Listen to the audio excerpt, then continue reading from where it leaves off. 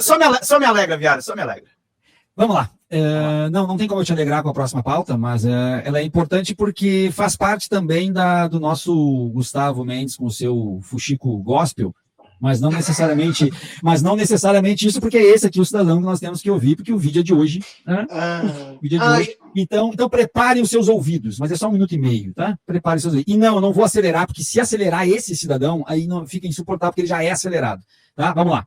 Povo abençoado do Brasil, há mais de 3 anos, em dezenas de vídeos, eu venho denunciando o ditador da toga Alexandre de Moraes, que rasga sucessivamente a Constituição, dá amplitude universal e eterna a seus inquéritos para prender quem ele quer, colocar neles quem ele bem entende. Agora, o doutor Ives Gandra, o maior jurista do país, em vídeo, nos lembra que existe uma decisão do STF de 2019, cujo relator foi o ministro Gilmar Mendes. Ninguém pode ser preso por delação premiada. A prisão do general Braga Neto é ilegal, é imoral, atenta contra as leis, o próprio STF e o Estado Democrático de Direito. Quem vai parar esse ditador? Fico pasmo. Grande parte da imprensa se cala diante desse homem. O Globo foi comprado. Ele anulou as multas milionárias da Receita Federal. A Globo, artistas e jornalistas. Mas eu quero repetir um texto da Bíblia que eu citei ontem, que está em 1 Tessalonicenses 5,3. Quando os homens pensam que têm paz e estão em segurança, vem repentina destruição, isso é, da parte de Deus. Ditador Alexandre de Moraes, sua hora vai chegar. Não sei quanto tempo vai levar, mas sua hora vai chegar. Ou pelo poder do supremo poder de uma nação, que é o povo, ou pelo poder do supremo juiz, que é Deus. Deus abençoe você, sua família e o Brasil. Mais uma vez, Silas Malafaia manda as suas cutucadas para Alexandre de Moraes. Gustavo Mendes.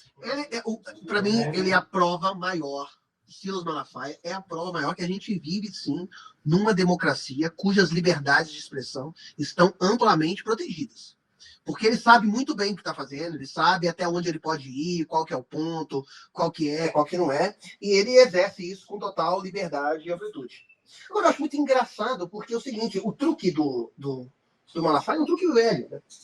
Ele não é... que eu saiba, o Malafaia é psicólogo, né? Ele é psicanalista. Psicólogo.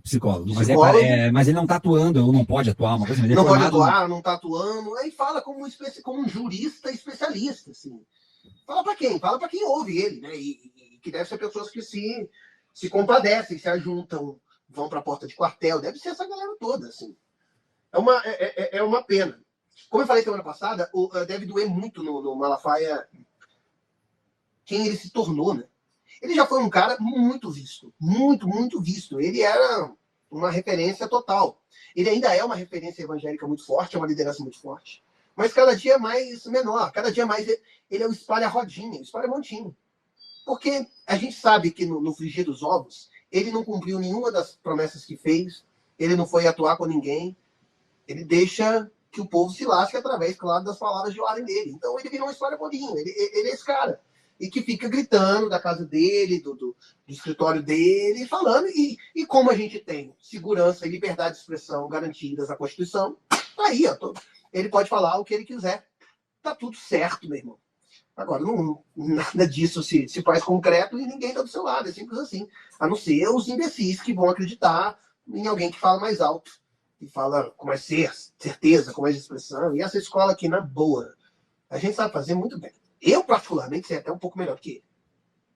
Em relação à formação do Malafaia, ele foi, inclusive, colega de graduação do pastor Hermes, que é um pastor seríssimo, um pastor que já veio, inclusive, algumas vezes aqui conversar conosco, e que no ar nos disse que o Malafaia, inclusive, foi colega de graduação dele, mas que não tem atuado ou recebeu algum tipo de restrição, porque estava confundindo, entre aspas, né, psicologia com religião, e isso é algo que o Conselho Federal de Psicologia não permite e que marca muito em cima, inclusive. Tanto é que ele nem fala muito mais, raríssimas vezes ele fala nos cultos que ele é psicólogo. Ele antigamente falava muito, ele se apresentava praticamente como um psicólogo pastor, falava muito, parou de falar porque sofreu algumas medidas administrativas dos conselhos, o que impediu, porque eles oferecem serviço de psicologia nas igrejas com psicólogos de Deus, inclusive nos projetos, e aí quem nos falou isso aqui foi o pastor Felipe Scarcella, que é da Igreja Sou Brasil, que é uma igreja inclusiva da diversidade.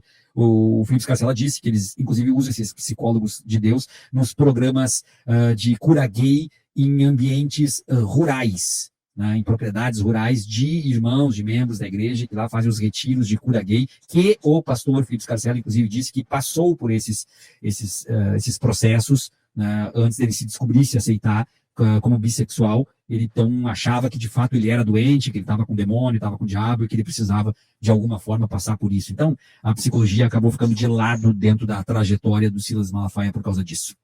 Vai lá, Pedro. Vamos lá então, gente. Mas ele tá latindo desde ontem, viu? Porque sim, eu vi outro vídeo parecido com esse. Anterior a esse. Exatamente. É de ontem, será? É de ontem. É que agora ele fez um mais curto porque ele viu que não estava conseguindo entregar o vídeo de 5 minutos. Então ele fez um mais curto. Entendeu? Fez um mais curto. Malafaia virou um influencer, né? Não, ele sempre foi um influencer, cara. Eu vou te falar uma coisa. Eu, da minha geração, quando eu fui menino crente, ele era o mais influente. E eu lembro que porque meu grande ídolo de criança era o Ratinho. Eu queria ser o Ratinho. E aí, na igreja evangélica, eu descobri que eu não podia fazer televisão, porque aquilo era pecado, que era aquela toda coisa idiota dos crentes da minha época, anos 90, né, cara? Era outra cabeça. E aí eu descobri o Malafaia. Eu falei assim, caralho, cara, eu quero ser isso. E eu pregava na igreja. E eu usava muito dos termos dele. Ele já era extremamente agressivo. E eu lembro do meu pastor falando assim, não faz isso, que as pessoas não vão querer te ouvir. Tá muito agressivo, tá muito pesado. Isso não é legal, esse cara não é legal. Enfim, já era. Mas ele sempre foi muito ouvido. Era um cara com muito poder, muita posse, bem influente no meio. O que fez da política o meio de vida, ele sempre foi um pastor da política. Ele é o pastor que estava chupando o saco do Lula quando importante, depois da Dilma, depois do Temer e agora do Bolsonaro. Só que a gente não tinha as redes sociais que te colocam muito no 880.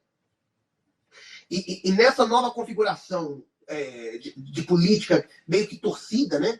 Um lado versus o outro lado, o mal versus o bem, não dava para ele fazer na cara dura esse papel de estar para um lado, tá bom, igual ele tentou, inclusive, depois da vitória do presidente Lula na terceira vez. Agora as redes obrigam ele a ficar numa posição só, e ele investe tudo. Ele vai com tudo. De uma forma muito inteligente, sabendo exatamente até onde pode falar, o que pode falar, entendeu?